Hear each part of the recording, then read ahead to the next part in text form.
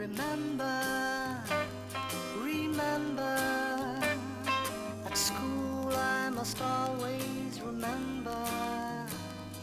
Remember my reading and writing and songs. Remember that learning can be fun.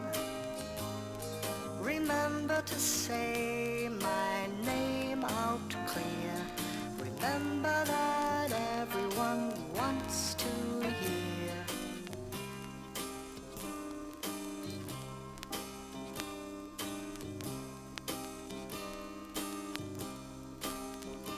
I'm Noddy, I'm Noddy.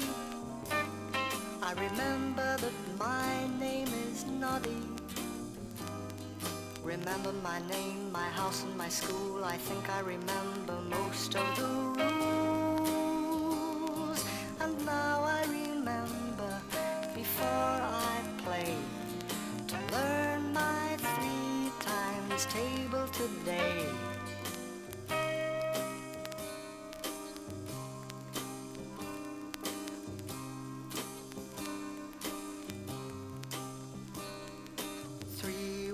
A 3, 3 2's a 6, 3 3's a 9, 3 4's a 12, 3 5's a 15, 3 6's are, 3 6's are, 3 6's are, 3 6's are, 3 6's are.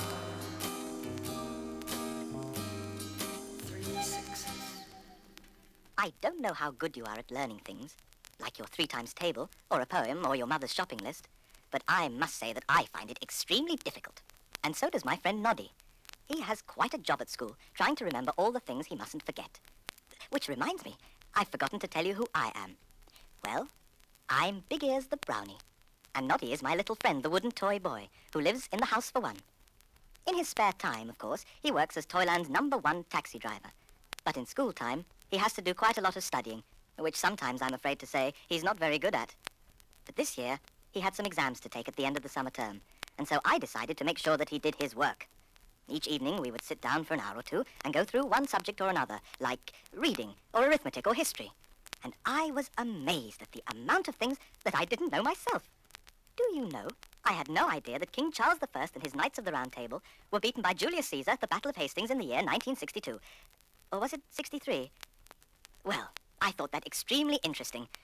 Oh dear, now what was I saying? Ah yes, the summer exams. Well, I made sure Noddy did his work, and it was a good job I did, because he finished first in the reading and writing examination. Everyone was so pleased when he received his prize at the end of the term, especially Noddy, who kept nodding his head up and down, and the bell on his hat kept ringing and ringing so loudly that all his other Toyland school friends thought it must be time for the next class to begin. They'd forgotten that school was over for the term. They'd forgotten it was the holidays. But they didn't forget for long.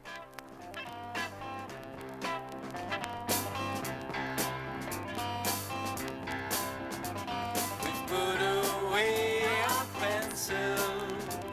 We've put away our pens.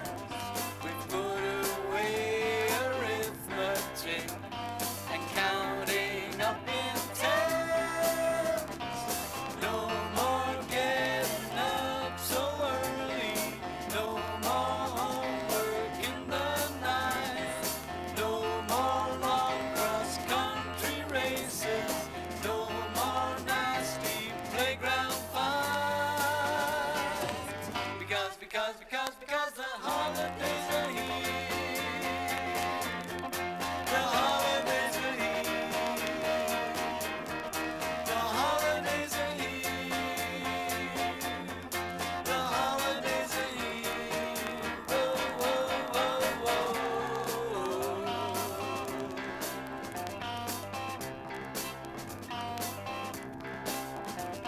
We've hung up all our games closed.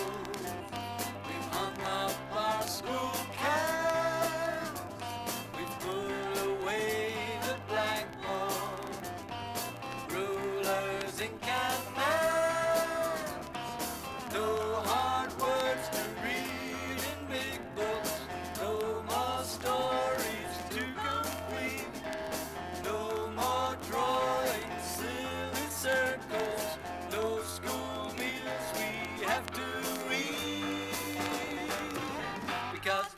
because the holidays are here. The holidays are here. The holidays are here. The holidays are here. Whoa, whoa, whoa, whoa.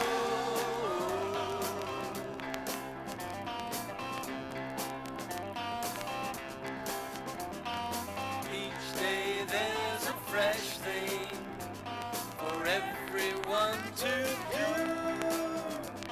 Just by ourselves or with our friends, something old or something new. In the morning we can sleep late, we can stay up late at night, go for rides, have time of our lives. Everything is always bright. Because the holidays are here. The holidays are here. The holidays are here. The holidays are here. Whoa, whoa, whoa,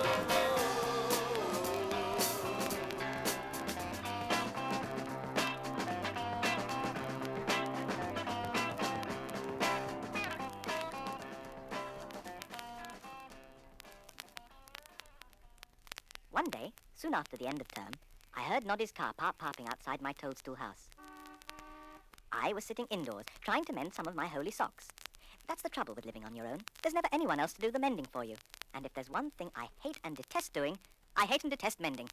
But I was having a try, even though it was a bright summer's day, and I would much rather have been...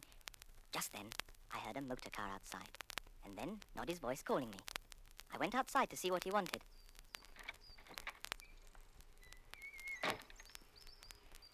"Hello, Big Ears," he said. "I've just had a marvellous present. Look." So I looked, and there in the back of his car was a big roll of canvas and a lot of wooden pegs and poles and things. What an extraordinary-looking present, I thought. But I didn't want to be rude, so I asked him exactly what it was. "It's a tent for going camping in. I thought we could take it to the seaside for a holiday." Holiday. What a wonderful word that is. No sooner had Noddy said that magic word than I had packed my case and all was ready to go. Anything to forget mending.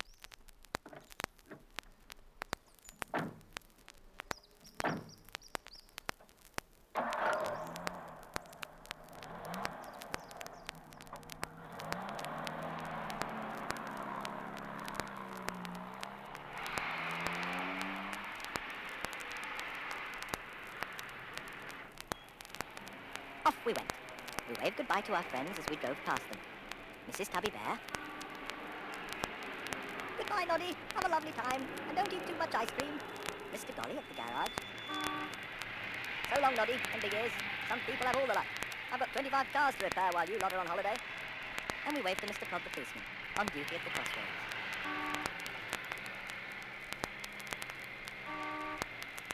"Careful, Noddy. You'll run over Mr. Plod's feet."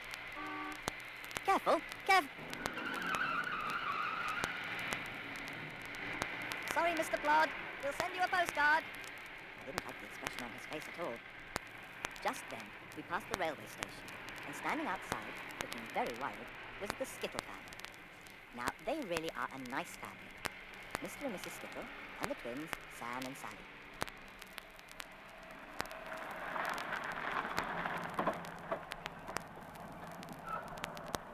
We stopped and asked them what the trouble was. It seemed they had missed the train for Shrimpton-on-Sea, and there wasn't another until the following day.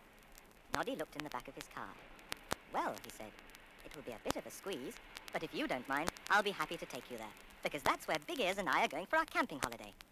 Naturally, the Skittles didn't mind at all. Skittles are quite used to being squashed up together and being thrown around or being knocked over. So they all got into the back of Noddy's car, and we set off once more.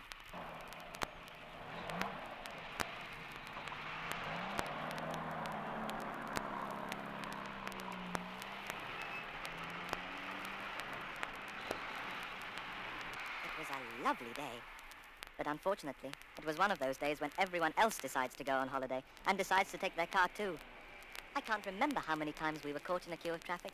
It seemed like millions. And every time we stopped, All the drivers hooted their hooters, making the most terrible noise. So terrible it was something I just can't describe, except to say it was terrible. And every time we crawled along, there seemed to be a handy ice cream seller. Handy for Sam and Sally Skittle, that is, because they always managed to persuade Mr. or Mrs. Skittle to buy them an ice cream. They must have had 10 at least. Or was it 20? Or maybe it was 100. Anyway, each time, the ice cream started to melt very quickly. And each time it melted, it ran down my neck and down my back. Ugh, very unpleasant. So what with the impatient car drivers and ice cream drippings, I wasn't enjoying the start of my holidays at all. But Noddy seemed happy, and so did the Skittle family. So I counted my losses. About 7, I think they were. And when we left the main road and got onto a much quieter country lane, I joined in the song they were singing.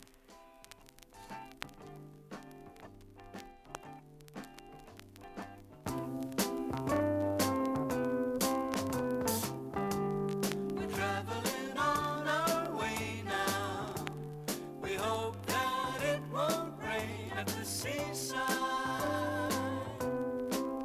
At the seaside. Got our buckets, got our spades now. All ready for the sandy bay at the seaside. At the seaside. We'll build castles in the sand. We'll find a wonderland. You and me.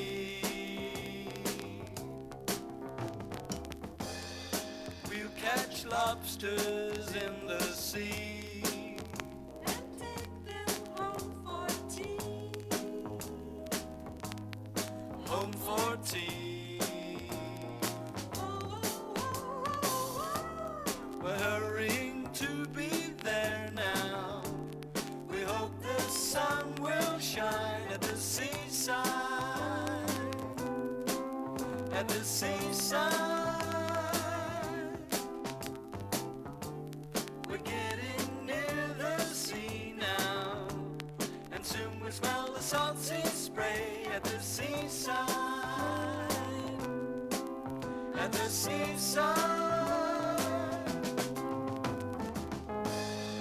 We'll climb rocks and cliffs and coves. We'll play the games we play every day.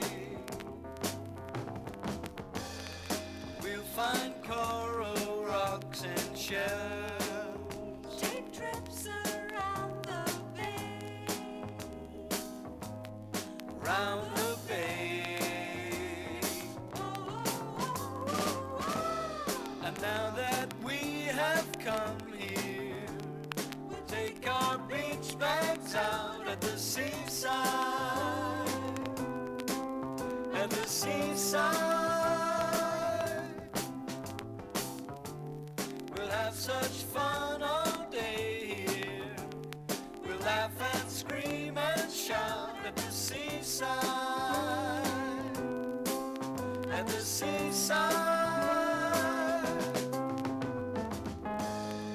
We'll watch mackerel, shrimps and crabs and crabs and crabs and crabs and crabs and crabs and crabs and crabs and crabs beach until it's time to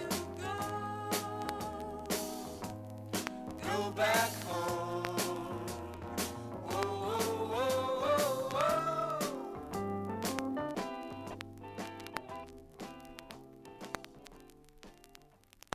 And then, from the top of a ridge, we saw the sea.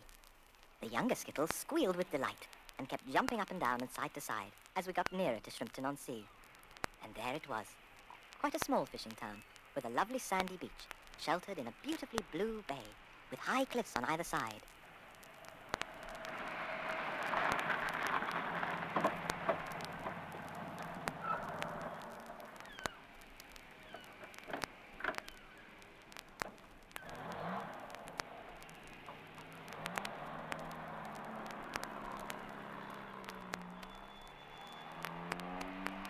we dropped the skittles by the beach and then drove up one cliff to the top, where there was a camping site which had been recommended to Noddy. We found a very good spot overlooking the whole town, and so we unpacked and put up the tent.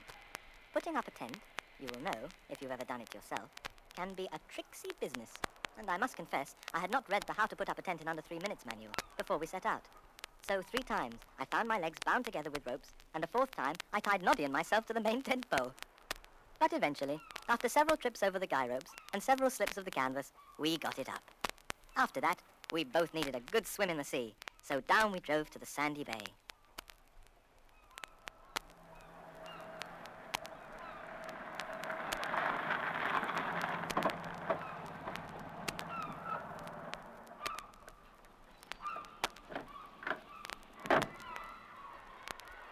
As we got out of the car, we heard people calling and shouting, and we saw others running around, looking very unhappy.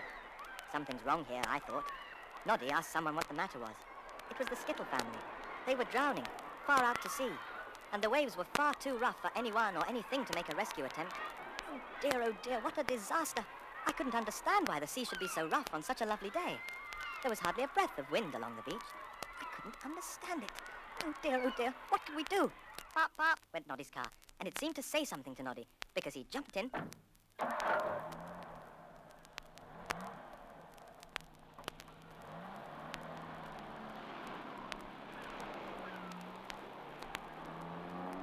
and drove down the beach towards the sea like a maniac. And then, splash!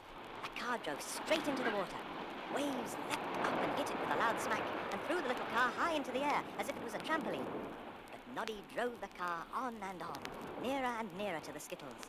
Soon, the people watching from the town gave a loud cheer. Noddy had got the Skittles safely into the car and was making for the beach. Still the waves threw them about, but Noddy kept on until he had brought them safely up onto the beach and onto the promenade.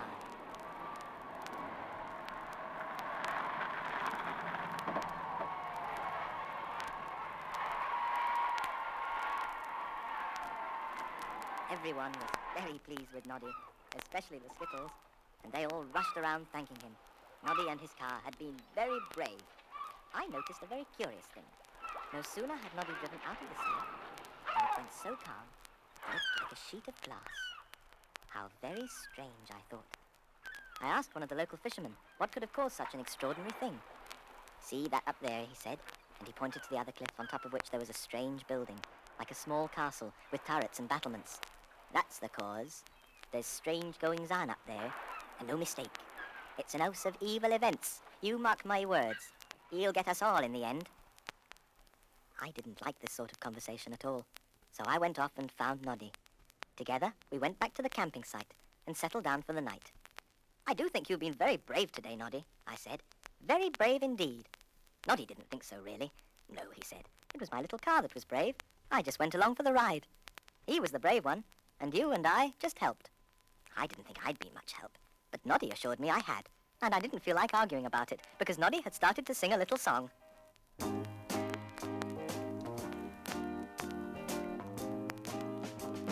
Help me to do a good job well. That's what a friend is for. If you can help me, then I can help you, and together we can help a lot more. 'Cause you can't get along without friends, you know. People who can share each problem you meet. And then when you've talked a bit, you can take a walk on it. Help me to do a good job well. Some help from a friend is a friend to the end, and a job that's worth doing is worth doing well.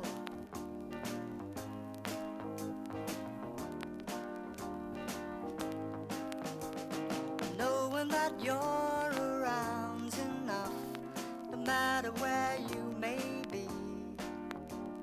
A friend can give courage, he can help us feel strong, he can make us feel we're made of finer stuff. For when our minds are full of things we can't work out, and we can't decide what has to be done, when you don't know what to do, a friend will give some help to you. Help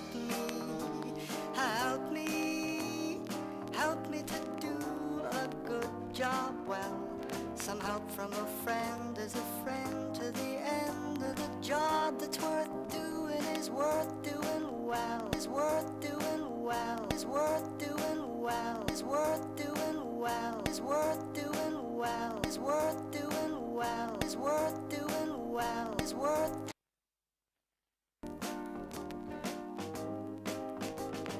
Help me to do a good job well, that's what a friend is for. If you can help me, then I can help you, and together we can help a lot more. 'Cause when we know we've got a friend to help us through, everything will be much easier to do. And we know that when we call, we'll come and help each other out. Help me, help me, help me to do a good job well. Some help from a friend is a friend to the end, and a job that's worth doing is worth doing well.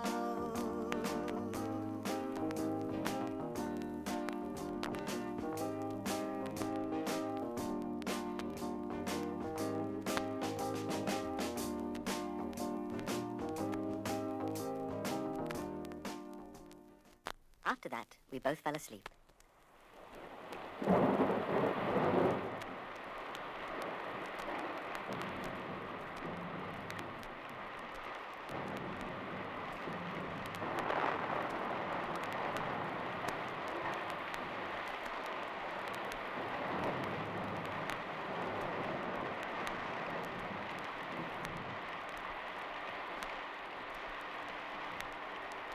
Such a noise and wind and rain.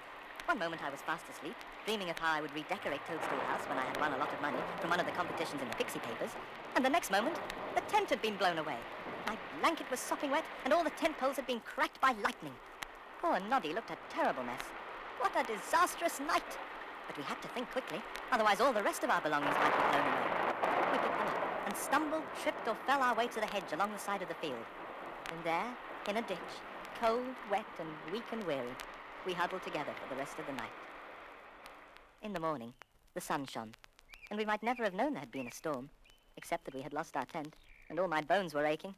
Meeting all the other campers, it seemed that everyone had lost their tents, and half their bags and baggage, and in the village, everyone looked up at the castle, muttering, "He'll get us all in the end." And here, Noddy became even more brave. I suppose having done one brave thing, doing another comes fairly easily. Not that it's ever happened to me.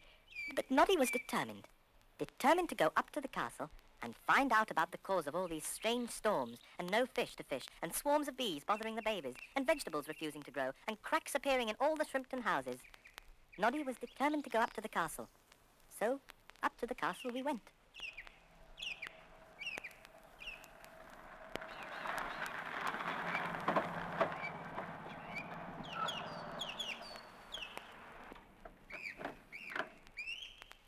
Big black gates we stopped. I thought we ought to turn back. Not that I was frightened, of course, but it seemed a little rude to go straight in without being invited. But Noddy opened the gates, and in we drove.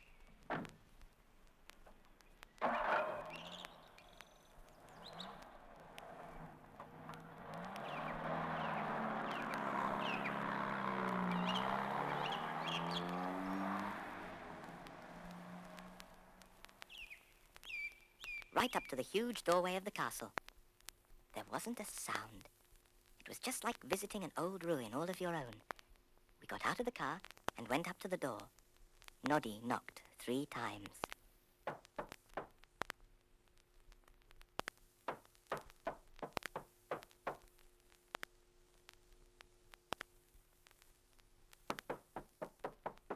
Silence.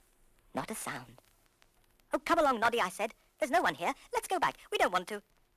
The door creaked open.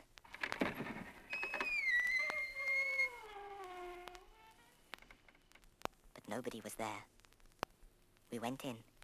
It was pitch black inside, and as we stood there, I could hear what sounded like whisperings coming from all around. I whispered to Noddy, "I don't think we'll stay. Let's go." We turned to go back when the front door slammed tight. We were trapped in the pitch black in a strange castle. What could we do? What could I do? What